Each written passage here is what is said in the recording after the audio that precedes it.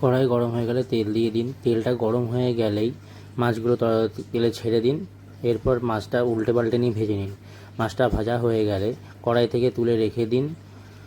সব মাছ তোলা হয়ে গেলে ওই কড়াইয়ের মধ্যে একটু পেঁয়াজ দিয়ে একটু হালকা নুন দিয়ে নাড়ি ছাড়িয়ে দিয়ে তারপরে চলে আসুন একটু মশলা বানিয়ে নিই, সর্ষে লঙ্কা।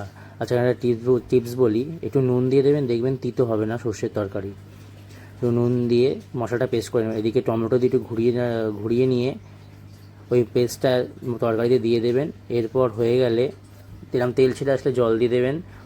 মশলার মধ্যে কটা কাঁচা লঙ্কাও দিয়ে দেবেন, দেখতে ভালো লাগবে। এবার এরমভাবে জলটা ফুটলে তখন মাছগুলো দিয়ে দেবেন। এবার গ্যাসটা একটুখানি হাই করে দিয়ে ঢাকা দিয়ে দেবেন। ঢাকা খুললে এরকম দেখবেন ফুটে উঠেছেন। তারপরে ধনেপাতা দিয়ে নামিয়ে নেবেন। তরকারি নামিয়ে নিয়ে সবাইকে এরমভাবে গরম গরম ভাত দিয়ে মাছের তরকারি দিন। যা ভাত খায় তো ডবল ভাত খাবে।